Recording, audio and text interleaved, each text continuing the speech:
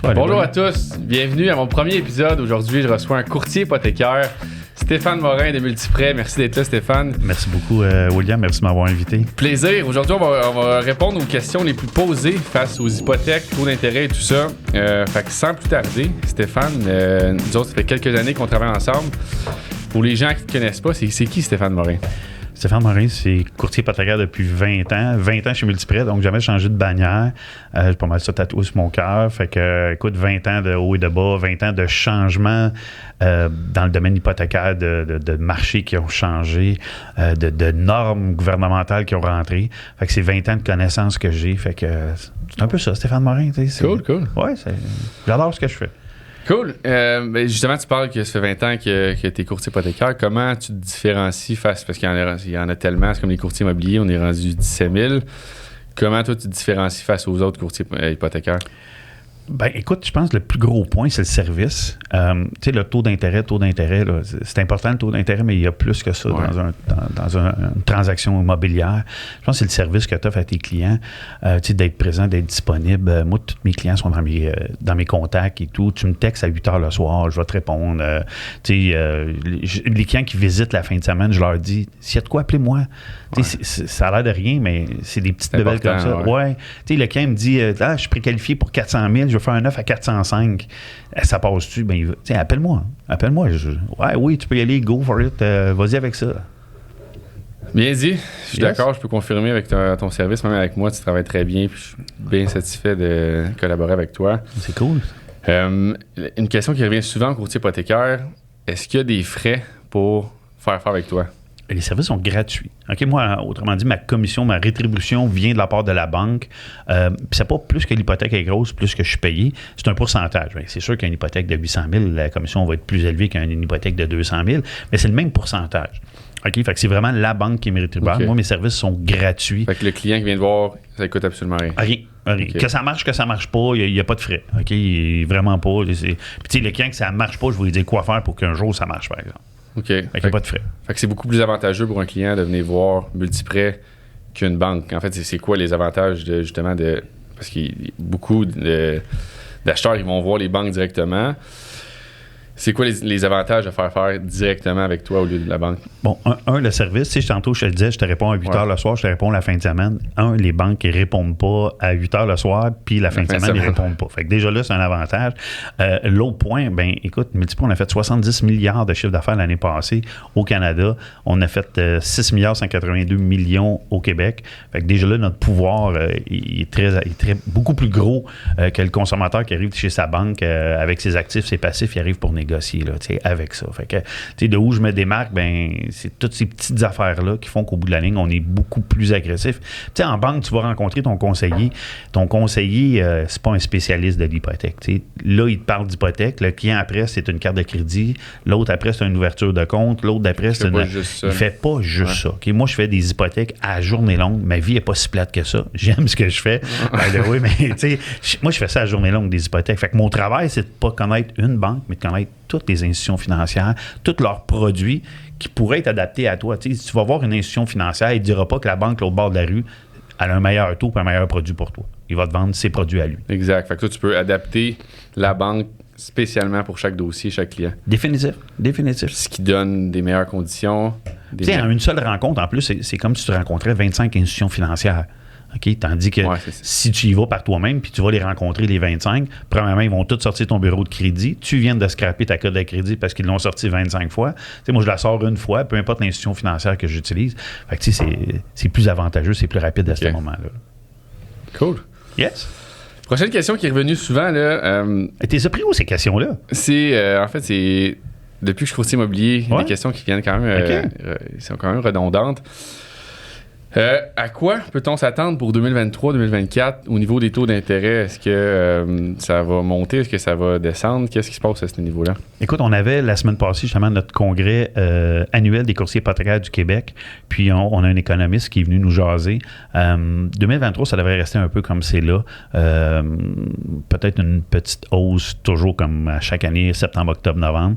2024 devrait avoir une petite réduction. Puis plus vers la fin 2024, on prévoit une plus grosse réduction des taux d'intérêt et du taux préférentiel aussi. Là. Mais c'est encore des économistes. Là. C'est des prédictions. Puis je me rappelle quand le COVID a commencé, il y a un économiste, je n'aimerais pas l'institution financière, il avait dit que le marché était pour s'effondrer de 18 %.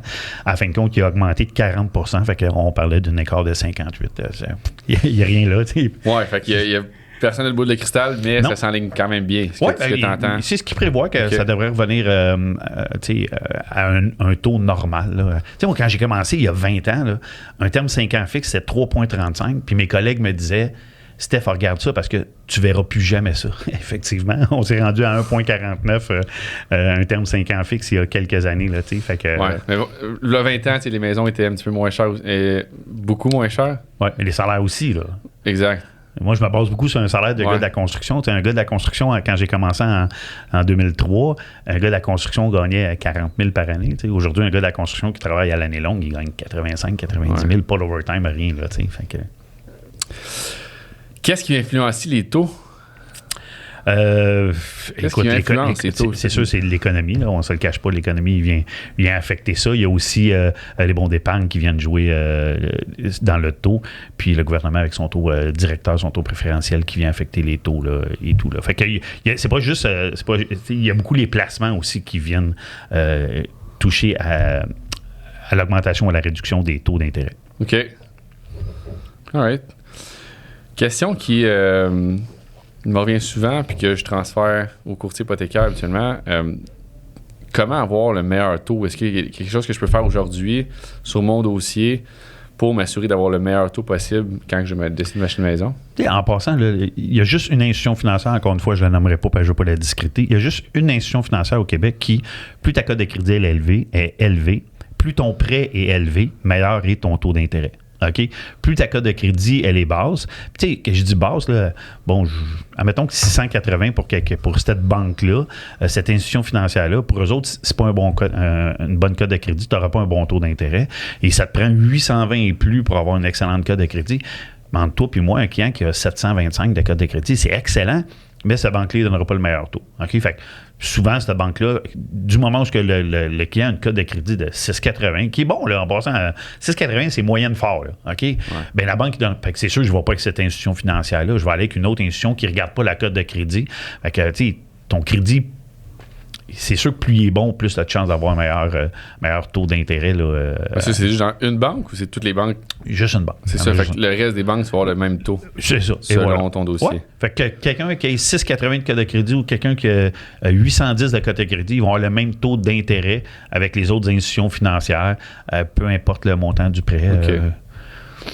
Puis, y a-t-il un avantage, mettons, selon le dossier, de prendre taux fixe ou taux variable? Tu sais, premier acheteur, des fois, ce qu'on veut, c'est garantir un budget pour les 5 premières années. Fait que beaucoup de premiers acheteurs vont y aller avec un taux 5 ans fixe versus le variable. Tu sais, le variable, en tout et moi, c'est du gambling. C'est une game de poker. Ceux qui l'ont pris dans les dernières années, ils ont été moins chanceux. Sauf que là, la chance, si les prédictions sont bonnes, la chance devrait revenir à ceux qui vont prendre un taux variable dans les prochaines années. Dans les prochaines années. Ouais.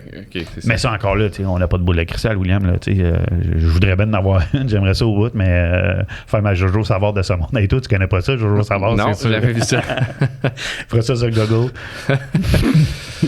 Question en 1 minute. Yes. Est-ce que tu es prêt? On va mettre un timer. Question en 1 minute. OK, vas-y. Je suis prêt. Parti. Est-ce qu'on peut négocier les taux? En vérité, c'est pas Stéphane Morin qui se lève un matin et qui va négocier avec une banque un taux d'intérêt. Là. C'est la maison mère de Multiprêt qui négocie les taux à tous les jours, puis ils se parlent régulièrement entre eux. Fait que moi, j'ai une grille de taux qui est à jour. Si ça change 4 fois dans une journée, la grille de taux est remise 4 fois. Fait que, les taux d'intérêt sont déjà négociés par la maison mère. Si toi, tu vas dans ta succursale, peut-être que tu vas pouvoir négocier, sauf qu'avant d'arriver à ce que moi, je suis capable d'avoir comme taux, la banque va peut-être partir un point plus haut, puis là, tu vas essayer de négocier. Tandis que moi, j'arrive déjà avec des taux qui sont négociés par Multiprêt avec les institutions financières. OK, fait qu'ils sont déjà négociés, fait que non, on ne peut pas tant négocier avec Multiprêt. Est-ce qu'on peut? Est-ce que ça m'est déjà arrivé de négocier? Oui, mais ça dépend de chaque dossier. Là, okay. Les banques ont leur pouvoir de négociation, mais très peu. Là, la marge, elle est minime. Je ne pourrais pas dire, OK, j'ai un taux à 4 puis hey, je vais te avoir 3 parce que t'es fin, t'es beau. Là. OK, je comprends. Et toi, il serait gratuit ton taux d'intérêt, là. Mais... Oui, je le veux gratis. Alors, mais dans le fond, si tu peux pas vraiment négocier ton taux, est-ce qu'il y a moyen d'économiser sur les intérêts? Si je veux m'acheter une maison puis je veux économiser le plus possible sur le taux d'intérêt, comment je m'y prends? Mais tu viens me voir. OK. Tu viens me voir, moi, je vais te négocier ça, c'est sûr et certain. Puis, tu sais, oui, on négocie les taux d'intérêt, mais il faut regarder plus que juste le taux d'intérêt. Tu sais, j'ai des clients qui ont déjà dit « Ah, je vais prendre un taux d'intérêt plus élevé de 1,05. » Tu sais, ça fait 4 piastres à la fin du mois. Mais ils voulaient le produit que cette banque-là avait ou la proximité de la banque ou la flexibilité de paiement anticipé. Tu sais, il faut regarder plus qu'un taux d'intérêt. Là. Tu sais, oui, c'est important le taux d'intérêt, là, mais il faut regarder vraiment à large. Ouais, les conditions qui viennent avec le prêt. Là. Tu sais, de ce temps-ci, on a des banques qui offrent des taux avec 0,05 de plus bas, mais si jamais tu brises ton hypothèque dans les 5 prochaines années, ta pénalité est énorme. Fait que ça dépend de ton projet sur 5 ans, moyen terme. Et premier achat de maison, pas d'enfant, puis dans 3 ans, tu es rendu que tu en as 2. Puis là, c'est un peu petit, là, mais tu as pris ce produit-là. La seule affaire que tu peux vendre, tu vas vendre, mais tu as une plus grosse pénalité. C'est pas nécessairement intéressant. Il faut connaître ces produits-là avant de penser à dire OK, je le prends ou je le prends pas. Là. OK. Fait que, je suis bon, je fais des minutes. Hein, ça a fait une minute pile? Oui, pile. On en a un autre dans une question. Vas-y. Question à une minute. On va continuer là-dessus. Est-ce qu'on est bien parti? Ouais. Stéphane a répondu en une minute. J'aime ça en plus. Ça va aller bien sur TikTok, ça. Question à une minute. Top 3 des conseils pour un acheteur. Si tu veux acheter une maison, c'est quoi tes 3 conseils que tu donnerais à un acheteur? Bon, mettons quelqu'un qui a un projet, là, qui veut s'acheter une maison dans les prochains mois. La première chose, là, fais-toi préqualifier. Tu sais, commence pas à aller visiter des maisons puis ces choses-là sans savoir c'est quoi ton budget. Fait qu'on a une bonne préqualification, on se rencontre. 45 minutes à peu près la rencontre. On va établir ta stratégie de financière de ce que tu peux te payer. Après ça, assure-toi que tu as une bonne cote de crédit.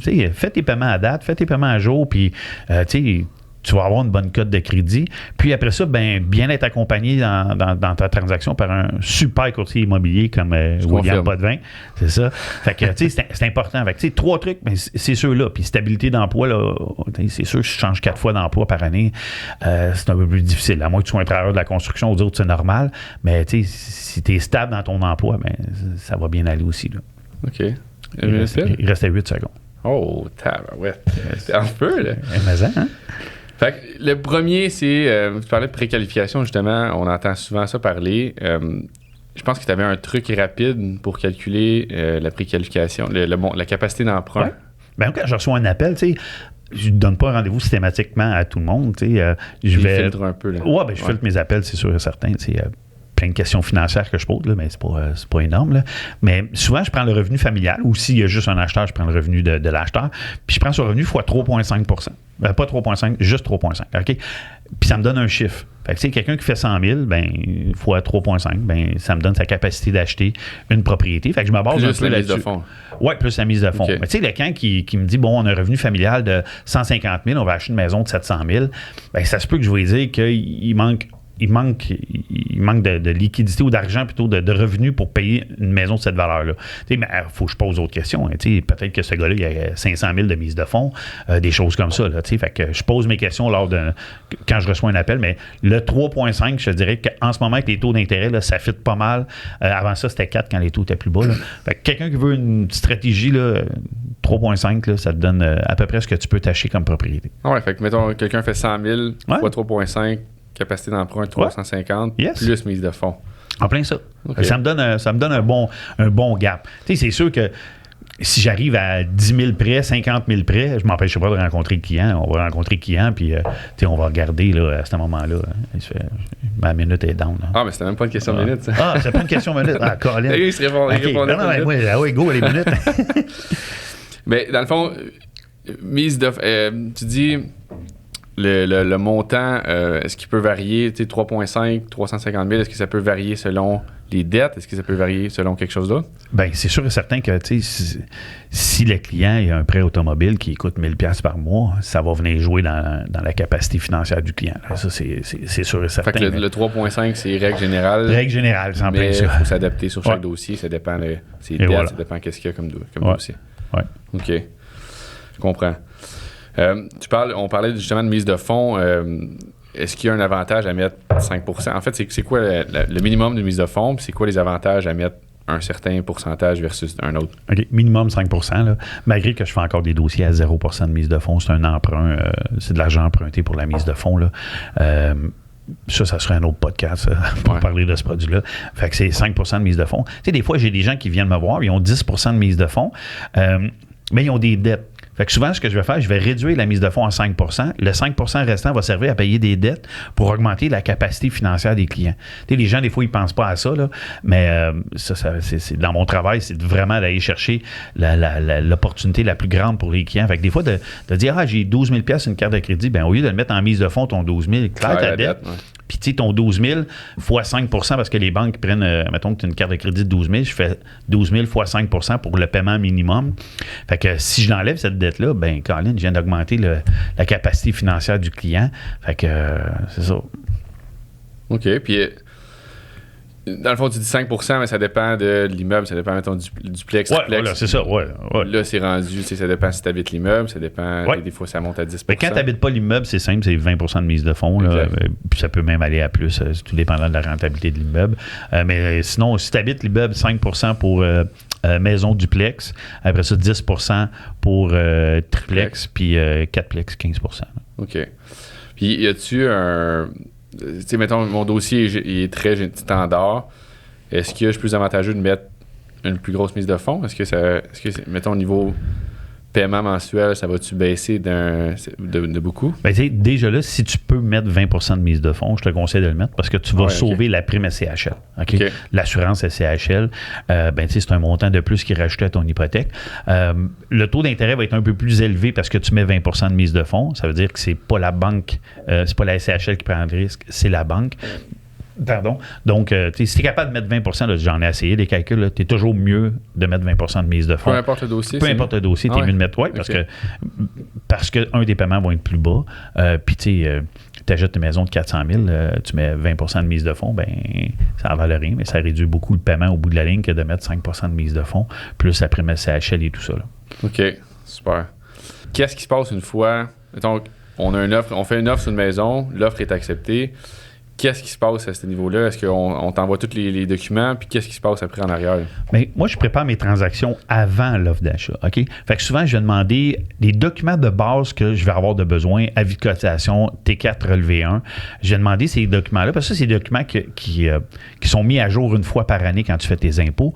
Fait que quand tu les as tout de suite au début de la préqualification, bien, je sais que j'en aurai plus de besoin, je ne saurais pas à te les demander. Tandis que si j'attends d'avoir l'offre d'achat pour demander au client, puis qu'à fin de compte, le client ne les trouve pas, il faut qu'il appelle au gouvernement. Le gouvernement, c'est entre 5 et 10 jours avant que tu les reçoives. Fait que moi, je les demande au début, puis après ça, quand j'ai reçu l'offre d'achat, puis que l'offre est acceptée, mais c'est des documents standards. Oui, c'est plus rapide. T'sais. Fait que tu me donnes un délai de 14 jours, admettons, pour donner l'approbation finale.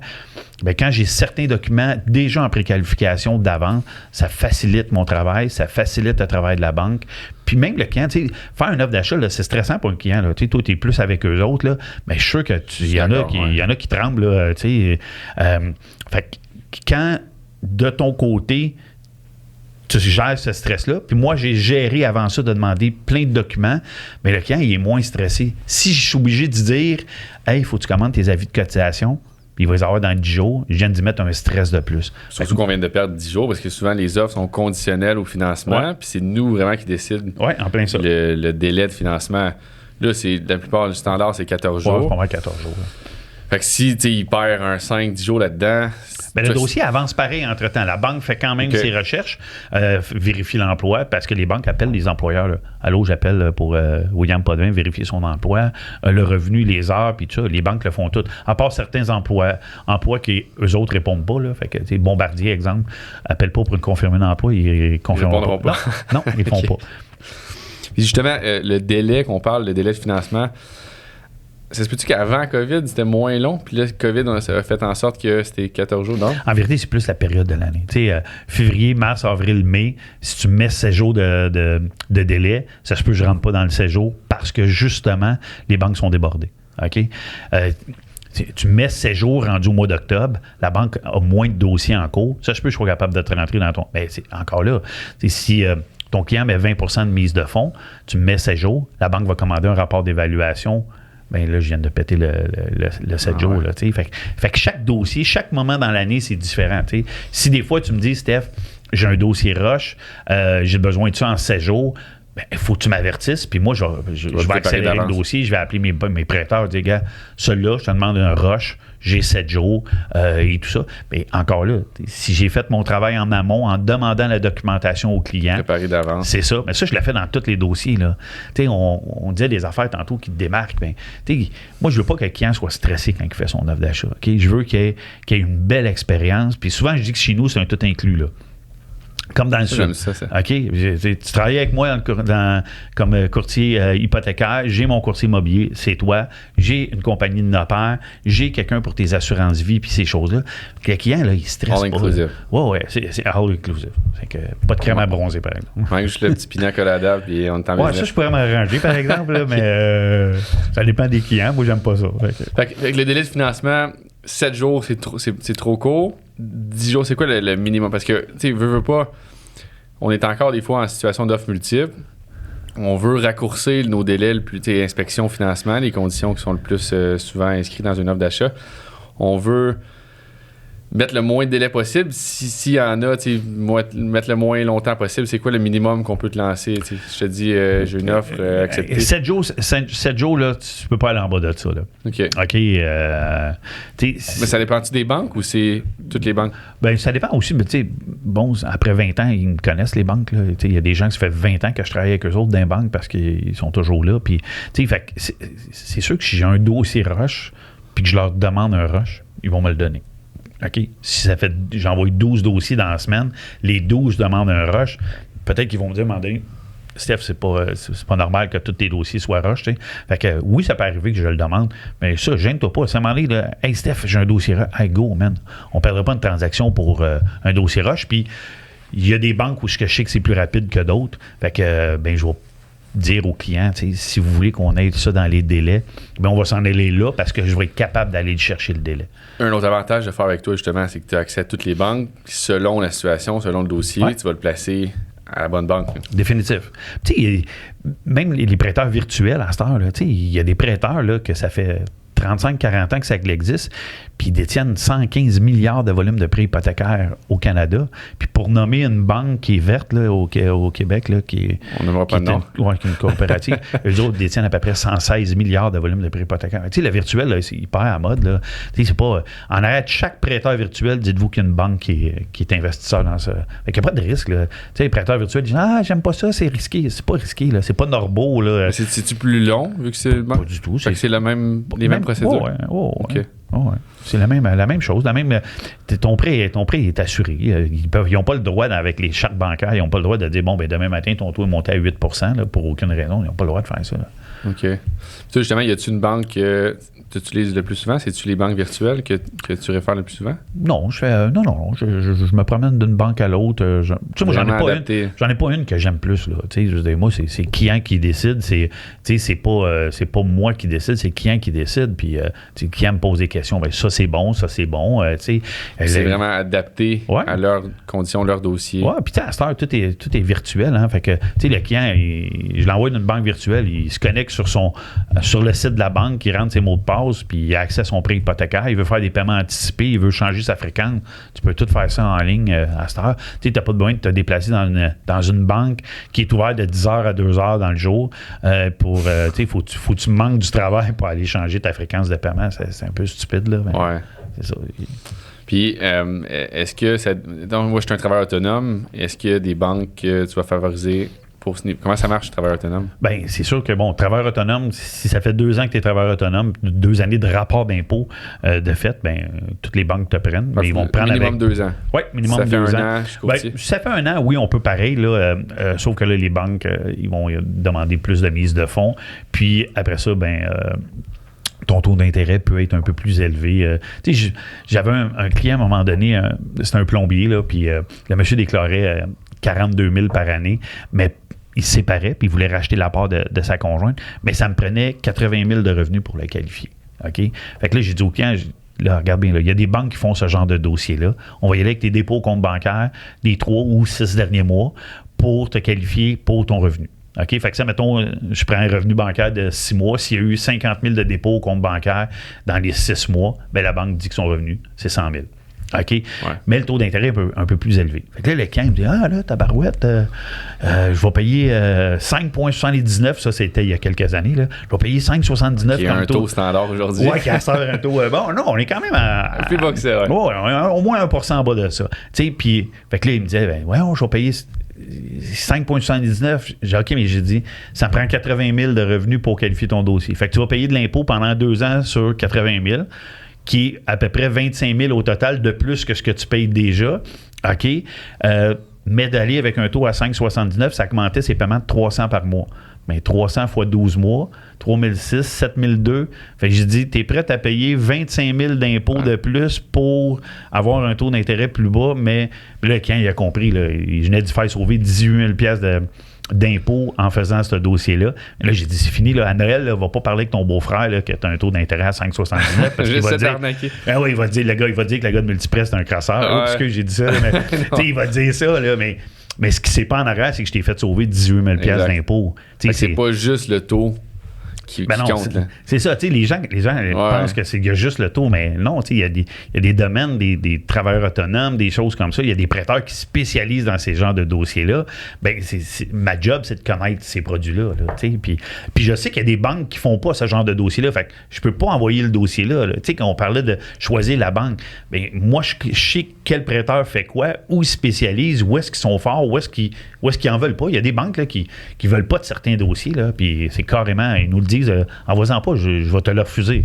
Sur certaines rues à Jersey, je pense que tu me on ne peut pas nommer la ville, mais oui, il y a certaines villes, là, il y a des banques qui vont pas, là, surtout, quand c'est un dossier assuré CHL, les banques vont partout, là, mais quand c'est des dossiers là, un peu plus compliqués, où il faut aller avec des prêteurs alternatifs et tout ça, ben ces prêteurs-là ont décidé de pas aller dans certaines villes. Parce qu'il y a trop de reprises de finances? Pas juste à cause de ça. Oui, il y a certaines villes qui sont reconnues pour ça, mais la banque, elle a dit, OK, si, mettons, ce dossier-là me revient en reprise de finances dans 3 ans, il va rester dans mon pending avant que je réussisse à vendre la maison combien de temps? OK? Puis il y a des villes où est-ce que les maisons, c'est plus difficile à vendre, c'est plus long. OK? Prenons Montréal, prenons Rive-Nord, Rive-Sud, les proches, ça se vend bien les maisons. Mais plus on s'éloigne, on parlait de Jersey, on parle des Saint-Calix, des choses comme ça, on s'en va plus vers Saint-Paul-de-Joliette, des petites campagnes, ben c'est plus long de vendre une maison. Il y a moins d'acheteurs pour ce genre de propriété-là. Fait que les banques ont décidé qu'elle n'allait pas là. Ah oui, je savais pas ça. Oui, c'est pas... Et au point d'aller autant précis jusqu'à certaines rues dans certaines villes? Oui, il y a des villes, là, c'est vrai, là, il y a des villes là, où est-ce que il y a certaines rues, les banques veulent rien savoir. Là. Ah oui, mais je savais pas ça. Oui, ils appellent ça des rues à reprise de finances. Là. Fait que c'est spécial, mais écoute, il n'y en a pas une dans chaque ville. Là. On ne se stressera pas avec ça. Là. Tout le monde va regarder quelle ville, quelle rue. Là. On a nommé des villes, là, check bien sûr, ils vont tous aller faire le tour. Non, mais c'est pas... C'est rare, mais oui, il y a certaines petites villes où est-ce que les banques ont dit, ben, tu sais, une banque qui a perdu 4 maisons dans la même ville, sur la même rue, dans les dernières années en reprise de finances, ça y tente moins d'en faire une 5e là-bas. Là. Mais ça veut dire que les banques ont un dossier commun sur toutes les... Les banques ont chacun leur propre historique de ville. Là. Les banques tiennent en considération par ville, par code postaux. Oui, les banques ont tout ça leur historique. Mais c'est commun. Là. Ça veut dire que la rue qui a eu 4 reprises de finances avec 4 banques différentes, est-ce qu'une banque qui n'a pas été dans ces 4 banques-là va avoir accès aux 4 reprises de finances? Ouais, mais tu sais, c'est sûr qu'ils se parlent entre eux autres, les banques, là. OK, mais ils n'aiment pas ça d'en parler quand il y a une reprise de finances. Tu sais, les banques, ils veulent pas que leur nom soit associé à une reprise de finances. Fait que, tu sais, mais est-ce qu'ils se parlent entre eux autres? La réponse, c'est oui, là, tu sais. Même, tu sais, comme j'ai encore, tu sais, quelqu'un qui achète une maison, dossier assuré CHL, peu importe, il y a eu 8 reprises de finances à la même rue, les banques vont toutes y aller. Parce que le dossier est assuré CHL. Fait que la banque ne prend aucun risque. S'il y a une faillite, c'est la SHL qui reprend la maison. Ça, c'est mise de fonds 5%. Oui, bien 20% et moins. OK. Ouais. Fait que dans certains cas, c'est avantageux d'avoir une mise de fonds en bas de 20%. Oui. OK. Ouais. Puis là, on parle de beaucoup de banques. Est-ce que... parce que moi, je vends des maisons que les gens sont encore dans un terme de 3, 4, 5 ans. Ouais. C'est quoi les conséquences, mettons, si je brise mon terme en plein milieu d'un terme de 5 ans? Qu'est-ce qui se passe? Combien je dois payer? En vérité, là, certaines banques te permettent de transférer ton hypothèque que tu as en ce moment. Mettons que tu vends pour racheter, là, OK? Bien, ils vont transférer ton terme hypothécaire. Tu sais, tu avais une hypothèque de 300 000 en ce moment, puis là, tu veux racheter une maison, puis tu veux 100 000 de plus. Mais ton 300 000, ils vont transporter ton hypothèque sur la nouvelle propriété, puis ils vont te refaire un prêt pour le 100 000 manquant au taux du jour. Si tu n'as pas ce genre de produit. Puis, quand je rencontre mes clients, là, des fois, là, je leur pose la question, cette maison-là, la voulez-vous pour longtemps? Tu sais? Ben non, nous autres, on veut rester là 2-3 ans. OK, je n'irai pas y faire prendre un terme de 5 ans quand je sais que dans 3 ans, il veut vendre, là. OK? Ou pour l'avantager pour pas qu'il brise un terme. C'est ça. Ou je vais dire, on va prendre un taux variable, parce qu'une pénalité sur un taux variable, c'est 3 mois d'intérêt. Fait que si tu payes 600 pièces d'intérêt par mois, 3 mois, ben, ça vient de te coûter 1800 de pénalité. Taux fixe, c'est une autre pénalité? Oui, mais là, ça dépend. C'est soit 3 mois d'intérêt ou la différence des taux. C'est-à-dire que client qui avait signé à 5 son taux d'intérêt, puis que les taux sont rendus aujourd'hui à 2, bien, la banque va y charger 3 d'intérêt pendant le nombre de mois restants sur le montant de l'hypothèque. Le restant. Oui. Là, c'est l'inverse. En ce moment, les gens avaient des taux à 2,79, puis là, les taux sont rendus à 5. Bien, la banque est contente que tu brises ton hypothèque parce qu'elle, cet argent-là, va la reprêter à quelqu'un d'autre à 5 au lieu d'avoir des intérêts à 2,79. Fait que là, ils vont te charger 3 mois d'intérêt. Fait que c'est plus avantageux de transférer ton hypothèque vers sur ta prochaine maison. Ouais. Fait que moi, je prends, dans un cas comme ça, je vais prendre un prêteur que je sais que je suis capable de faire une transférabilité du prêt hypothécaire sur l'autre maison. Puis, t'as besoin de rester avec la même banque? Si, mettons, moi, je suis avec X banque, je veux vendre, m'acheter une maison, est-ce qu'il faut que je reste avec la même banque pour transférer mon taux à 1,8? Ben oui. C'est ça. En passant, là, tu peux pas avoir 2 banques qui ont un prêt hypothécaire sur la même maison. OK, parce que si jamais il y a une faillite, c'est qui est la banque numéro 1? Qui est le créancier principal? Là, la chicane va pogner, fait que les banques, ils font jamais ça. Là. OK. Fait que les conséquences vont varier selon la banque, selon ton taux, selon variable fixe. Ouais. C'est pour ça que, tu sais, bien écouter le client quand il choisit, tu sais, OK, c'est quoi tes plans? C'est quoi ton... Tu sais, il y en a qui disent, ben moi, c'est ma maison que je veux rester là 25 ans. OK, cool, parfait, on va y aller d'une stratégie. Mais celui qui me dit que, tu sais, genre, premier achat en ce moment qui achète un condo parce que c'est moins cher qu'un appartement, mais ils achètent un condo, mais ils savent très bien que dans 3 ans, tu sais, ils vont avoir eu 2 bébés, le condo va être trop petit, là, puis qu'ils veulent s'acheter une maison, ben on va faire une stratégie différente pour ces gens-là à ce moment-là. Là. OK. Je comprends. Fait que, je pense que ça l'amène au fameux prépont. Si je veux vendre avant d'acheter, puis là, les notaires, puis là, les dates de déménagement, c'est quoi le fameux prépont que tout le monde parle? En vérité, là, OK, la vraie définition du prépont, c'est que, exemple, je vends ma maison le 1er juillet, mais j'achète la nouvelle le 1er juin. OK? Donc, ma mise de fonds provient de la vente de ma maison, mais je ne l'ai pas le 1er juin parce que je ne suis pas encore passé chez le notaire. Fait que la banque va me prêter l'argent pour les 30 jours entre les 2 transactions. Ils vont financer la mise de fonds. C'est en plein ça, ils te financent. Okay. Puis, quand tu vas vendre ta maison le 1er juillet, bien, eux vont déjà avoir averti le notaire. Monsieur le notaire, il y a 100 000 que j'ai avancé au client. Bien, vous devez me le remettre à moi et non au client. OK. Fait que c'est possible de... Parce que je reçois souvent cette question-là. Là. Est-ce que je peux vendre avant d'acheter? Parce que les gens, c'est comprenable, ils veulent pas se retrouver dans la rue, ils veulent pas vendre, puis finalement... Mais ça, c'est plus difficile parce que tu dois te qualifier avec les 2 prêts hypothécaires. OK, c'est plus rare que ça arrive, là, tout dépendant des revenus de tous et chacun. Là.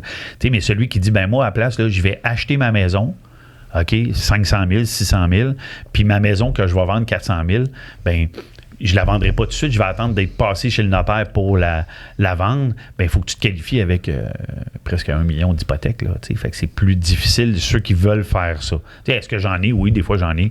Les clients qui ont des super bons revenus à 2. Ils peuvent se qualifier pour 2 hypothèques. Oui, ils se qualifient eux autres pour 2 hypothèques. Fait qu'à ce moment-là. Mais la mise de fonds, il ne faut pas que tu oublies que la mise de fonds pour la nouvelle achat, elle ne peut pas venir de la vente de ta maison. Il faut que tu aies de la liquidité de plus pour mettre ta mise de fonds parce que ta maison n'est pas encore vendue. Fait que, c'est à quel moment qu'elle considère vendue? Si tu ne qualifies pas pour 2 hypothèques, je veux vendre ma maison puis acheter. À quel moment je peux faire une offre sur une maison qui n'est pas conditionnelle à la vente de ma maison? Ben, c'est seulement quand ta maison est vendue. Fait que condition réalisée, qu'on installe le signe vendu. Ouais. Puis là, il faut concorder les notaires, 30 jours max. Ouais. Si ça dépasse 30 jours...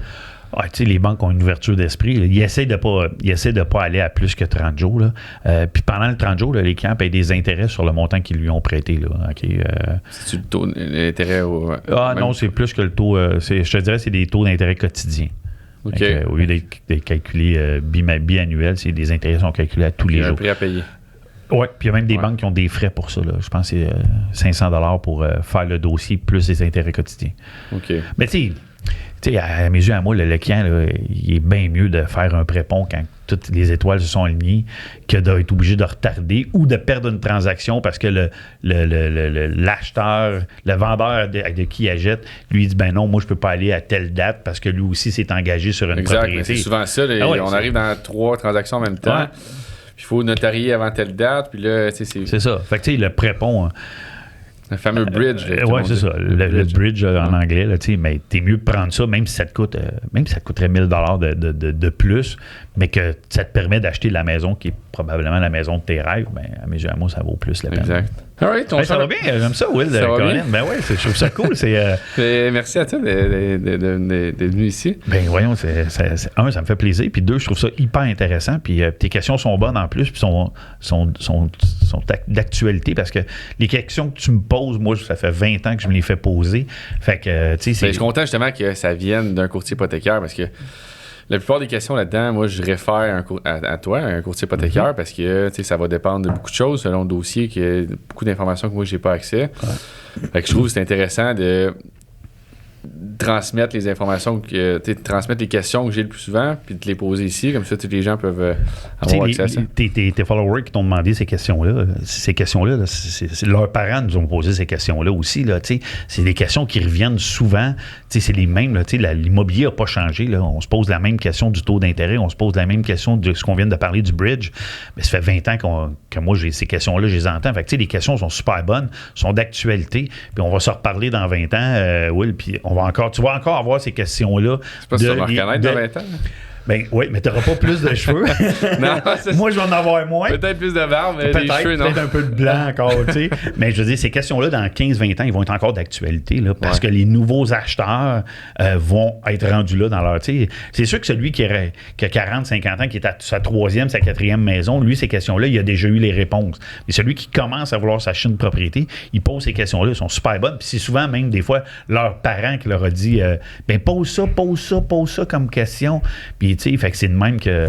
Exact, mais c'est parce que en plus TikTok, Instagram, toutes les plateformes que ce genre d'épisode-là va être publié, c'est là-dessus de nos jours, on trouve de plus en plus d'informations. Bien, définitif. Fait que c'est super intéressant où les gens qui swipent, puis à un moment donné, ils tombent sur une question qui se pose sur... Ils ont des projets d'acheter justement une maison d'ici 1 an ou 2. Définitif. Mais je suis content que tu puisses justement, avec ton expérience, bien vulgariser ces informations-là, parce qu'il y a tellement d'informations, puis même moi, des fois, des termes que je t'appelle, des questions. Fait que je trouve que c'est intéressant que tu puisses bien vulgariser ça, puis éclaircir tout le monde. Puis c'est important que les gens les posent, ces questions-là. Tu sais, moi, je le dis à mes clients, gênez-vous pas, là, pendant que je vous rencontre, pendant l'entrevue que je fais, vous avez des questions, vous m'arrêtez. Steph, j'ai une question, OK? Ben, je suis là pour y répondre. Tu sais, moi, ce que je veux, c'est que quand mon entrevue est finie avec le client, là, que le client n'a plus de questions. Puis s'il y en a d'autres par après, ben ça arrive souvent. Tu arrives chez vous, j'ai oublié de poser. Texte-moi, appelle-moi, écris-moi un message, n'importe quoi. Tu sais, quand je suis avec des clients, je réponds jamais au téléphone, mais j'ai plein de clients qui me textent, puis on se parle par texte. Quand c'est trop compliqué, je les appelle, par exemple, parce que il y a des termes hypothécaires qu'il faut que les clients l'aient bien compris.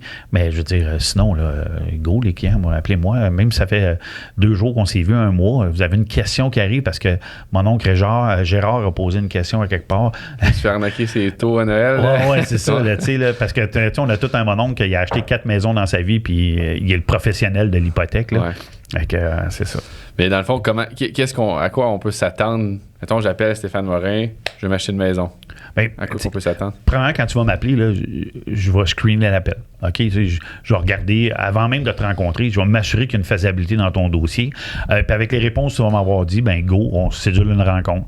Lors de la rencontre, les rencontres, j'ai fait en vidéoconférence, là, en Zoom et tout ça. Je partage mon écran, les clients sont capables de suivre qu'est-ce que je fais. Tu sais, je cache rien. Là. Ma grille de taux, quand je vais être rendu au taux, je vais la mettre dans l'écran, puis il va être capable de voir les taux d'intérêt. Moi, j'ai rien à cacher. Là, tu sais. Puis de là, après ça, on va parler budget, on va regarder son endettement brut, son endettement total, puis au bout de la ligne, la capacité financière. Je vais y avoir trouvé des stratégies. Tu sais, tantôt, je disais, mettre moins de mise de fonds, paye des dettes, mais ça fait partie de la rencontre. Puis à la fin, je vais dire, après 20 ans, je suis capable tout de suite de te dire si tu es préqualifié ou pas. Je n'ai pas besoin d'envoyer le dossier à la banque. Je vais l'envoyer pour recevoir le document, mais je vais... Pour la préautorisation, pour... C'est ça, mais sinon, je vais dire au client, OK, bon, je te confirme, tu es préqualifié pour acheter une propriété de 400, 500 000, whatever. Là. Lors de la rencontre, tu sors de là, tu le sais. Là. C'est oui ou c'est non. Il n'y a pas de gris, c'est peut-être ou... Fait que ce petit document-là, mettons que tu peux faire un document avant même que la banque approuve. Oui, parce que tu sais, des fois, je rencontre le client le jeudi, puis il me dit, hey, j'ai 3 maisons à visiter en fin de semaine. OK, ben je vais t'envoyer une préqualification, le temps de recevoir l'officiel de la banque. Mais tu fais bien parce que tu me l'as fait littéralement la semaine passée, puis les gens, tu sais, je pense que c'est COVID qui a fait en sorte qu'on dépose une offre, le courtier du vendeur va automatiquement dire est-ce que tu as ta préautorisation, préqualification. Fait que c'est tellement un document qui est rendu important, qui est rendu essentiel. Fait que c'est le fun que tu puisses l'avoir tout de suite, là, pas attendre une semaine après la banque. Non, c'est ça. Tu sais, les préqualifications, des fois, les banques, c'est pas leur priorité. Hein. Tu as une précal qui rentre ou tu as une offre d'achat, ils vont traiter l'offre d'achat en premier parce que c'est un dossier concret. Mais moi, j'empêche pas le client d'aller magasiner. Là, go for it. Là, puis, mon Dieu, si j'ai pas reçu encore la précal puis que tu as fait ton offre d'achat, ben je vais tout de suite transférer le dossier en offre d'achat au lieu dans la précal. Fait que tu peux faire une offre sans préautorisation, sans préqualification. Ben, faut que tu m'aies rencontré, là. C'est sûr. Là. Quelqu'un t'arrive et dit j'ai jamais fait de préqualification, j'ai fait une offre et est accepté. Ah, ben ça, c'est correct. S'il y a pas. Tu sais, le client qui me dit j'ai pas de préqualification, j'ai fait un offre d'achat, puis ils me l'ont pas demandé, ben OK, go. À ce moment-là, j'envoie le dossier en offre d'achat, j'enverrai pas le dossier à la banque en précal. Là. Il y a déjà un offre d'achat dans le dossier. Là. OK. Fait que c'est juste, ça risque de prendre plus de temps vu que tu n'as pas eu de document de départ. Ouais. Ben, ça dépend toujours de chaque client. Il y a des clients qui sont bien structurés, ils ont accès à leur lettre d'emploi rapidement, les talons de paye, leurs avis de cotisation, les comptes bancaires, ces choses-là, la preuve de leur mise de fonds. Ça va vite, là. C'est pas mais ça reste que c'est important de faire ça avant. Si possible, oui. Parce que il faut que tu saches ta capacité d'emprunt, combien je peux emprunter, est-ce que je peux acheter une maison. Fait que, on parlait tantôt que c'est même bon de venir te voir 1 an avant que tu sois. Mettons, je t'ai dit, dans 1 an, j'ai acheté une maison. C'est bon que tu viennes te voir là. Moi, j'adore rencontrer les clients 1 an avant. On prépare le scénario, on prépare les choses. S'il y a des petits correctifs dans le bureau de crédit, ces choses-là, où je leur dis, tu serais mieux de payer telle dette pour... Bien, je le prépare. Puis quand on finit la rencontre, je leur dis, gars, vous avez des devoirs, là. Dans les prochains 8-9 mois, vous avez ça. Vous venez me voir 4 mois avant de faire votre transaction. Puis, go, on va de l'avant. Là. Fait que ça va lui donner un meilleur taux dans 1 an? Pas un meilleur taux, mais on va être sûr que quand il va faire son offre d'achat, ça va passer. Tu sais, des fois, j'ai des clients qui viennent me voir, puis ils veulent faire une offre d'achat, puis malheureusement, je leur dis, ben à cause de ça, tu peux pas acheter tout de suite. Mais si tu serais venu me voir 1 an avant, je t'aurais dit quoi faire avec ça pour que ça ne paraisse plus sur le bureau de crédit ou que ça soit éclairé, puis tu sais, ces choses-là, au moins c'est fait. Là, dernièrement, là, j'ai vu un dossier, là, le monsieur, il a eu à se servir des services d'une ambulance, OK? Puis suite à un accident. Puis malheureusement, l'ambulance n'a pas été payée. Et une ambulance a écrit l'archive publique, comme quoi qu'il devait 200 pièces, OK? Mais à cause de ça, ça l'empêchait d'acheter une propriété. Parce qu'il y avait comme Parce qu'il y a une archive publique de publier. Fait que là, j'ai dit, ben va le payer. Prouve-moi que c'est payé, OK? Et tout ça. Même si sur le bureau de crédit, ça ne sera pas encore écrit que c'est payé, ben, on a pu faire la transaction. Mais ce client-là, je l'avais rencontré 1 an avant. Tu aurais dû payer ça tout de suite. T'as ça. Il y a bien des gens qui ne savent même pas qu'il y a une archive publique. OK? Vidéotron, de ci, de ça, avec LX, les bébelles. La fameuse. Le fameux décodeur. Oui, c'est ça. Qu'on n'est pas retourné porter, puis qu'on pensait, puis en tout cas, fait que il y a plein de monde qui. J'étais pas au courant, là, fait que. OK, super. Je vais te parler dans l'affaire.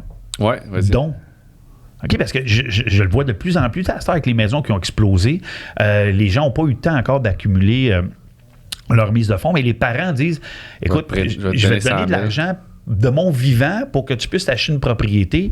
Ben ça, c'est permis par la loi. Hein, c'est pas illégal. Là. Fait que papa et maman qui disent, ben on te donne 20 000 $ en don. On cache pas ça à la banque. Là, OK? Moi, on fait une lettre de don. Là, chaque banque a leur spécimen de lettre de don. On la remplit. Les parents, monsieur et madame, donnent à tel nom 20 000 $ en don. Je vois ça régulièrement. Là, puis, du même titre que les gens qui sont payés cash, mettons quelqu'un en construction ou OnlyFans ou peu importe le... OnlyFans. Écoute... Question un petit peu plus osée. Oui, j'en ai pas fait encore de revenus qui viendraient de là. C'est encore nouveau pour les banques. Fait que d'après moi, les banques, je pense pas qu'ils accepteraient en ce moment les revenus d'OnlyFans. Peut-être que ça va faire, quand ça va faire 6, 7, 8, 10 ans qu'OnlyFans est là, s'il est encore là. C'est pas assez stable long terme pour l'instant. Et voilà. Tu sais, un peu comme Airbnb, quand ça a commencé il y a plusieurs années, les banques, ça a été long avant qu'ils acceptent les revenus d'Airbnb. Tu sais. Puis là, à un moment donné, bon, Airbnb a pris de la place, puis là, c'est connu mondialement. Fait que là, les banques reconnaissent des revenus d'Airbnb, mais ils vont toujours demander la preuve des revenus Airbnb des 2 dernières années. Fait que, tu sais, peut-être qu'un jour, on va venir à OnlyFans où est-ce que les revenus vont être prouvables dans les 2 dernières années. Tu sais, mais encore là, les gens qui font ces revenus-là doivent déclarer des revenus au gouvernement. Là. Je sais qu'ils ont des impôts à payer. Là. On n'aimera pas de nom, mais je veux dire, tu sais, si tu veux te déclarer un revenu sur OnlyFans, ben paye tes impôts comme monsieur et madame tout le monde, on paye tous nos impôts. Puis je sais que il y a des gens qui font beaucoup de revenus grâce à ça. Tu quasiment payer cash dans la maison. Il y en a qui... Ouais, d'argent, c'est ça, mais tu sais, demande-toi pas après pourquoi le gouvernement vient cogner à ta porte et dit écoute, tu viens de t'acheter une maison de 800 000. Faut que tu déclares. Mais ça fait 3 ans que tu nous déclares 0. Ça prend une logique, là, puis le gouvernement va rentrer dans ça. Encore là, OnlyFans, c'est nouveau. Le gouvernement aussi, pour eux, c'est nouveau. Puis là, à un moment donné, ils vont dire, bon, OK, t'as une minute, ceux qui ont des comptes OnlyFans, vos revenus, puis un jour, ça va être rendu, tout le monde va payer de l'impôt grâce à ça. Puis, fait que la journée que tu es capable de prouver, puis que les banques, puis le gouvernement vont dire, OK, c'est rendu normal d'avoir des revenus de ça. Bien, si t'es rendu normal, ben ça va être rendu normal. Tu sais, comme les YouTubers, comme les influenceurs, à un moment donné, qui ont commencé à faire de l'argent avec des commandites, comme toi pour Gourou. Ben, tu sais, à un moment donné, c'est ça. Ouais. Et voilà. Fait que, tu sais, ben, c'est ça, qu'à un moment donné, ces gens-là, ils ont des revenus, sont déclarés au gouvernement, tu payes des impôts dessus. Ben, si tu payes des impôts dessus, la banque va dire, ah, mais là, OK, je commence à accepter ces revenus-là. Fait qu'un jour, ça va venir. Je suis fait que du même titre que les gens qui sont payés cash, plombier, construction, ou peu importe les métiers, en autant que tu déclares, tu peux acheter une maison avec les dépôts, avec le cash que tu as. Oui, mais là, oublie pas que si, mettons, je prends mon exemple de plombier tantôt, là, qui déclarait 40 000 par année, mais qu'en vérité, il en fait plus que ça parce qu'il est payé en cash, mais il dépose dans son compte bancaire pareil. Ben oui, j'ai une faisabilité de ça, mais ça prend des revenus bancaires des 6 derniers mois. C'est un autre type de prêteur qui fait ça. Ça, c'est un autre type de prêteur. Puis la mise de fonds est obligatoirement de 20 %. Là. OK. Obligatoire. Fait que là, on parle d'un taux d'intérêt plus élevé. Oui, mais tu sais, c'est pas grand-chose, là. On parle c'est en moyenne, là, dépendant de ta cote de crédit, à peu près 1,5 % de plus que les taux normaux. Tu sais, mais 1,5 % de plus pour sauver, comme je disais tantôt, 18 000 $ d'impôts, ouais. Ça vaut la peine. Là. Fait qu'ils peuvent regarder les dépôts bancaires pour te qualifier sur un emprunt. Oui, en plein ça. OK. Ouais. Puis du même titre que si je l'ai en argent, mettons, j'ai 50 000 $ cash dans un sac anti-feu en dessous de mon lit. Ça, c'est pas winner. Ça, c'est malheureusement parce que quand tu vas aller déposer cet argent-là, parce que tu peux pas faire une transaction, là c'est toi qui es plus souvent chez le notaire que moi, là, mais tu arrives avec 50 000 $ chez le notaire cash, le notaire n'aimera pas ça. Là, OK? Ouais. Puis il y a bien du monde qui n'aimeront pas ça parce que du moment où tu déposes plus que 10 000 cash, la GRC est mise au courant. Fait que moi, le client, puis il y en a encore qui ont ça des bas de laine, mais je leur dis de déposer là, commencez à le déposer. T'sais, quand ils viennent d'avoir un an d'avance, là, commencez à le déposer, parce que il faut que l'argent soit dans votre compte de banque. Là. On ne peut pas arriver avec un bas de laine rempli chez le notaire. Là. OK. Fait que quelqu'un veut s'acheter une maison dans un an qui t'appelle maintenant. Oui, ben oui. Moi, j'aime mieux faire ça. J'aime ça. Oui, puis je vais les rencontrer. Là, je double ma tâche de travail, mais j'aime placer les choses à la bonne place pour que la journée que tu es prêt, je te dirai pas non. J'haïs ça dire non, OK? Moi, j'aime ça dire oui, tu es préqualifié. Fait que moi, quand il vient me voir d'avance, puis qu'on prépare les choses, puis on va tout en regarder le dossier, puis que, lui, il sait déjà que dans un an, là, c'est sûr qu'il va être prêt pour acheter, là. Mais le client qui m'appelle 3 mois, 4 mois, c'est pas grave, là. Je vais le rencontrer pareil, là, mais celui qui est pas sûr, puis tout ça, puis qui veut bien faire les choses, moi, s'il m'appelle un an d'avance, je vais le rencontrer pareil. Mais c'est intéressant parce que nous, mettons, un acheteur qui m'appelle, qui veut acheter dans un an, je vais dire, oublie ça, parce que mettons, qui cherchent une maison à 400-500 000, ils partent en une semaine encore. Là. Des fois, j'en vois que 6 offres en une semaine. Fait que si quelqu'un n'est pas prêt maintenant, tu vas tomber sur un coup de cœur puis tu vas être déçu. Là. Ouais. Tu sais, j'aime ça que les gens viennent d'avance parce que, tu sais, je vais leur dire, regarde, ton budget, là, c'est 400 000. Tu sais, si les gens commencent à aller visiter les maisons à 500 000, puis qu'après ça, je leur dis que c'est 400 000, ben ils vont trouver les maisons pas belles à 400 000. OK? Parce qu'ils ont commencé à visiter 500 000. Mais s'ils avaient commencé à visiter les 400 000, ils auraient trouvé belles. Là. Fait que c'est important, la préqualification. Parce que justement, tu vas aller commencer à visiter dans ton barème de prix. Tu ne seras pas déçu parce que ton offre tombe au financement. C'est ça. Puis avec les surenchères à cette heure, tu peux t'acheter 400 000, mais Colin, c'est plate, là, mais il faut quasiment que tu commences à visiter les 360 parce qu'avec les surenchères, tu vas arriver à 400. Si on recule il y a plusieurs années de ça, c'était l'inverse. Là, à la baisse. Tu commençais à visiter les maisons à 425 parce que tu as négocié à 400. Là, en ce moment, c'est plus ça, mais pas pantoute. Là, d'où l'importance de se faire préqualifier dès le départ. Now! Surtout que je disais tantôt que les courtiers des vendeurs, moi quand je travaille avec des vendeurs, on reçoit des offres, on veut, en offres multiples, là, on veut s'assurer que l'offre qu'on accepte, il ne tombera pas au financement. Fait qu'on va regarder sa préautorisation. Même des fois, on va pas appeler le courtier hypothécaire. Ouais. Fait que c'est... Moi, j'ai souvent des courtiers des courtiers qui m'appellent, qui sont des vendeurs. Puis, ils hésitent dans deux offres. Ouais. Ils hésitent dans deux offres. Puis qu'est-ce que tu penses de ce dossier-là? Il est solide. C'est sûr que j'ai pas le droit de divulguer les informations du dossier, puis ça, je le ferai pas anyway. Mais tu sais, qui me pose une question, il est solide? Ben oui.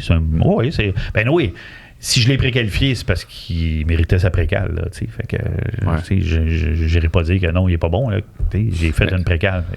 Mais ça, justement, je pense que c'est un concept qui est arrivé, qui a été changé par la COVID. Je pense qu'avant, il n'y avait pas autant de demandes de préqualification avant d'acheter. Là, c'est rendu essentiel. Tout le monde passe par ça. Quand on fait un offre, on en a besoin. Est-ce qu'il y avait ça avant COVID ou c'est vraiment COVID que... Il y en avait, puis c'était peut-être moins populaire. Puis c'est plate, là, c'était vous autres, des fois, qui travailliez pour rien. Tu peux aller visiter 15 maisons avec un client. Tu avais dit oui, je suis préqualifié. Tu allais visiter 15 maisons avec.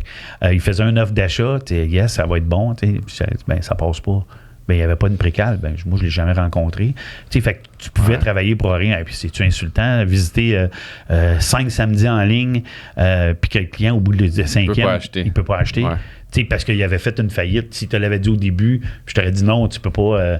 Fait que, sauf qu'à cette heure, c'est. Vous autres, je ne veux pas dire que ça allège mais ça sécurise votre dossier de dire hey, OK, puis quand c'est moi qui te dis William, il est préqualifié, ben on se connaît assez, là, tu sais que c'est vrai. Là. Fait que, solide. Il est solide, puis tu sais qu'il est prêt à acheter. Fait que si tu passes 5 samedis en ligne, pas sur une terrasse, à la place à visiter, mais tu sais que tu travailles pour quelque chose. On espère tous qu'il achète. S'il n'achète pas parce qu'il n'y a rien trouvé, bon, c'est plate, mais c'est... Mais même s'il est préqualifié, dans le fond, si mettons, tu me dis ce dossier-là, il est très solide au niveau financement, on a une offre acceptée, on passe au notaire dans 1 mois, mais entre les conditions réalisées, puis le notaire, il décide de... Il peut-tu faire quelque chose, mettons, il s'achète une Porsche. Est-ce que ça peut fucker le dossier? Ça pourrait si la banque la prend. OK? Moi, quand un dossier est fait, quand une offre d'achat est acceptée, le financement est accepté, on voit ça quand, mettons, là, en février, le client, tout le dossier est accepté, puis il passe chez le notaire en juillet. Ouais. OK? La banque se réserve le droit, 30 jours avant, de refournir une lettre d'emploi, refournir un talon de paie, et on sort de nouveau le bureau de crédit. Fait que là, s'il s'est acheté sa Porsche en avril, puis qu'elle coûte 1400 pièces de paiement par mois. Ils vont checker avant le notaire. Ben oui, puis là, les ratios d'endettement sont défoncés, ça passe plus. La banque a le droit de se retirer de la transaction. Ah oui, ça c'est... Vends la Porsche. Vends la Porsche. Mais, c'est jusqu'à 30 jours max que je peux regarder. C'est que si je m'achète une Porsche 2 semaines avant le notaire, je suis plus safe? Ben, t'es plus safe. Dans le 30 jours, ils ont le droit de le sortir. OK, à l'intérieur du 30 jours. À l'intérieur du 30 jours, c'est ça. Fait que, est-ce qu'une banque va faire ça 2 jours avant? Non, parce que la transaction est déjà chez le notaire, ces choses-là. Mais moi, j'ai déjà vu des clients qui achetaient en février, puis là, bon, ben, au mois d'avril, c'est Bro et Martineau, le meuble, si, le sol, 50 000 piastres de meuble. 50 000 piastres de meuble, le gros système de son maison, puis bang, arrive la paye banque. Ça par mois. Ça s'en va direct dans les dettes. En plein ça, la banque sort le bureau de crédit 22 jours avant. Bro Martineau. Ça, tu dois être déçu, hein? Ouais, moi, je le dis aux clients. Là. Ceux que leurs ratios d'endettement sont très élevés, là, on ne change pas de char, OK? Puis on ne va pas s'acheter des meubles chez Bro Martineau. OK. Fait que, je peux pas, ben... Pas de char, pas de meubles. Ouais, c'est pas de divorce non plus, ça serait mieux. Là. Pas de séparation. Okay. Ça, on le souhaite. Ouais, c'est ça. C'est malheureux. OK, fait que t'as 2 bons conseils. Là. Ça veut dire qu'avant, le notaire fait pas de conneries. Va pas te flamber un 50 000 en meuble, va pas te changer ton nouveau char. Tu fais ça après le notaire parce que là, ça changera pas le. Puis gaspille pas ta mise de fonds, là. Tu avais 20 000 de mise de fonds, pas en voyage, puis de ton 20 000, tu prends 6 000 pour payer le voyage. Puis quand tu vas aller chez le notaire, il va te demander ton 20 000 plus d'autres affaires. Là. OK, ouais. Les frais, on parlait je viens de dire d'autres frais. Là. Quand tu veux savoir un peu qu'est-ce que ça va te coûter en frais de notaire puis en taxe de bienvenue, là, taxe de bienvenue, en vérité, c'est une taxe de mutation. Là. Tu fais ton prix d'achat fois 1,5 %. C'est ce que ça va te coûter à peu près en notaire et taxe de bienvenue. OK, fait que par 100 000, 1 500 environ. Ouais, c'est ça. OK. Les fois, les gens disent j'ai ma mise de fonds, OK, mais les frais de démarrage, tu fais quoi? C'est quoi les frais de démarrage? Ben c'est la taxe de bienvenue, les frais de notaire. Puis surtout, des fois, on oublie l'inspection. S'il y a des expertises, ça peut aller vite. Le 1000 $ l'inspection, ben, c'est 700-800. Puis là, il y a des expertises de plus. Notaire, ça va vite. Là, fait qu'il faut se mettre de l'argent de côté. 1,5 % par prix d'achat. Oui, en plein ça. Okay. Un autre pour tes clients, là. Tu sais, des fois, tu as des clients qui vont visiter une maison puis qui disent c'est de valeur parce que c'est en plein genre de maison que je cherche. OK, elle est belle. Le secteur, c'est mon secteur, mais la maison a besoin d'amour. Tu sais, les gens qui sont là, ça fait 30 ans qu'ils l'habitent. Ils n'ont jamais. Prêt Réno. C'est ça. Achat avec amélioration, en vérité. C'est de même que ça s'appelle. OK, mais ça, c'est possible de mettre ça sur le prêt hypothécaire. Tu sais, je donne un exemple. Les clients, ils étaient préqualifiés pour 400 000, finissent par trouver cette maison-là, 375 000. Bien, on peut mettre la rénovation de la cuisine, de la salle de bain, les choses, on peut mettre ça sur le prêt hypothécaire. Okay? Tu payes ça sur 25 ans au lieu de payer 25 000 de réno. C'est ça, en plein ça. OK? Fait que quand on va arriver chez le notaire va payer le vendeur 375 000. Il va garder le 25 000 dans son compte en fidéocommis. Tu dois t'autofinancer tes travaux. OK? Mais tu sais, si tu achètes ta cuisine chez Rona, chez Home Depot, whatever, ils ont souvent des plans de financement. Puis, un coup que tous les travaux sont faits, tu m'appelles, Steph, les travaux sont finis, j'avise la banque va envoyer un évaluateur, voir que les travaux ont été faits. OK? Si la cuisine a été changée, toutes ces bébelles-là, le notaire, dans les 48 heures après, va débourser le 25 000 qui restait, puis là, tu rembourses tes prêts, ou papa t'a prêté 25 000. Puis, mais c'est-tu sur soumission? Mettons, oui, il faut des soumissions, obligatoirement. Fait que c'est ça, je peux pas dire, moi, j'ai besoin de 50 000 pour peinturer. Non, c'est en plein. Ou t'acheter de la fameuse Porsche. Ouais, la fameuse Porsche. Ou 50 000 de meubles. Ouais, non, ça marche pas. Fait qu'il faut des soumissions avant. Ouais. Avant où est-ce qu'on envoie à quel moment qu'on l'envoie? Ben moi, quand tu fais ton offre d'achat puis tu m'avises tout de suite, OK, moi, je sais que tu es préqualifié à 400 000. Fait que pour accélérer le dossier, on va faire la transaction à 375 000 pour donner le financement final au vendeur. OK?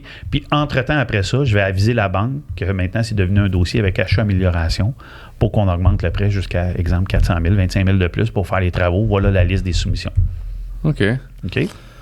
Ça, c'est hyper populaire. Là. Puis ça, j'en parle dans tous mes préqualifications. Parce qu'il y a tellement de monde. Tu sais, le parc immobilier, il y a des secteurs où les maisons sont plus vieilles, mais sont plus accessibles. Tu sais, mais des fois, à refaire la cuisine, à refaire une coupe de bébelle, tu retapes la maison, puis wow, elle fait, tu sais, elle reprend du poil de la bête, ou tu sais, à refaire une toiture, à refaire des fenêtres. Tu sais, des fois, vite, ça coûte 15-20 000. Une toiture, à cette heure, là, c'est plus 5 000 comme avant, là. Ouais. Que ça va vite. Puis des fenêtres, même chose. Là. Moi, tu sais, j'ai un de mes clients là, qui avait 20 000 de soumission, mais le gars, c'est un gars de la construction. OK? Fait que lui, il a dit, ben écoute, les soumissions, il s'est trouvé un entrepreneur général qui lui a fait une liste de soumissions, mais c'est mon client qui a fait les travaux lui-même. Parce que lui, il était électricien, ses chums étaient plombiers, il y a quelqu'un dans sa famille qui était entrepreneur général, ben il a refait eux autres même les travaux. On avait 20 000 de soumissions. Ça en a coûté 14. OK? La banque a déboursé 20 000. Le 6 000, ça en est servi pour faire d'autres travaux de plus. Fait que ça, des fois, là, tu sais, ceux qui sont capables de faire eux-mêmes les travaux, ben ça peut être... Ils ont de l'argent, puis c'est financé sur 25 ans. En plein ça. Ça, c'est super intéressant. On arrive dans le temps. On arrive... Hey, t'as encore des questions de minute, j'aime ça. OK, dernière question de minute. Une minute? Attends, je pars mon timer. T'es prêt? Oui, on fait un petit wrap-up. Go! Admettons que je veux m'acheter une maison. Oui. Qu'est-ce que je fais? Par où je commence? Préqualification. OK? De base, en partant, on va faire ça. Tu m'appelles, on se fait un rendez-vous, préqualification. Puis on va regarder la mise de fonds, ta capacité financière. Puis ça se fait tout en une rencontre. Là. C'est pas long, là, OK? Puis bon, c'est sûr qu'il faut que tu t'assures que tu aies une mise de fonds. Là. Si malheureusement, tu n'en as pas, là, c'est pas le même dossier. Mais en une rencontre, bang, tu es préqualifié. Après ça, tu commences à magasiner avec toi. Puis... un coup, tu es prêt, tu as trouvé ta maison, tu fais ton offre d'achat, on envoie ça à la banque, tu es devenu propriétaire en l'espace de rapide. Et pas de Porsche, pas de meubles avant le notaire. C'est possible. À moins que tu gagnes l'Automax, des fois tu peux acheter la Porsche, mais ça se peut que tu changes de maison aussi. All right, mais ça a bien été. Hey, j'ai vraiment, première expérience pour toi, mais première expérience pour moi. Je trouve ça hyper intéressant de toutes les questions que tes followers t'ont demandé. Là, c'est tout super bon. Il n'y a pas de mauvaises questions. Là. C'était vraiment super intéressant. Puis j'espère que ça va allumer d'autres de tes followers à poser plus de questions et tout ça, parce que, mon Dieu, on pourrait passer des journées à parler. Ouais, ça passait vite. Une heure, ça a passé comme ça. Ouais. Je suis content. Merci, Steph. C'est pas gentil d'être venu. Plaisir. Puis, le prochain, on va faire ça sur refinancement, je pense qu'on parlait. Hein? Go. Là aussi, il y a beaucoup de dossiers qui sont là, puis tout ça, puis qu'est-ce qu'on peut faire, puis on en parlera plus. Oups, mon Dieu, je m'en vais avec le micro. On va pouvoir en parler plus, là, démystifier un peu, est-ce que ça vaut la peine de briser une hypothèque, blablabla, ces choses-là. Là, mais là aussi, c'est important, là, pour ceux qui sont déjà propriétaires d'une maison, il y a des choses à faire. Là, on est toujours mieux de briser un prêt hypothécaire que de payer une carte de crédit à 18 %. Là, ça vaut toujours la peine. Là. Et voilà. Les gens ne savent pas, hein, mais tu sais, une carte de crédit que tu as 10 000, là, après 5 ans, tu as coûté 15 000. Là. Ouais, ça va vite, les taux d'intérêt sur une carte de crédit. Ouais, c'est pas le fun, ça. Sur ce, merci. Bon succès, Will, dans ton podcast. Merci. Même pas encore de nom, les gars, ils disent. Oui. Trouvez-y un nom là, pour ces podcasts. Là, pour que. Besoin d'un nom, si vous avez des inspirations, podcasts sur l'immobilier, puis éventuellement, je vais inviter d'autres professionnels qui n'ont pas juste rapport à l'immobilier. C'est de l'inspiration. Laissez-moi savoir. Besoin d'une hypothèque, Stéphane Morin, vous voulez acheter ou vendre une maison, appelez-moi, ça va me faire plaisir. Cool. Merci beaucoup de votre écoute. À plus. Good.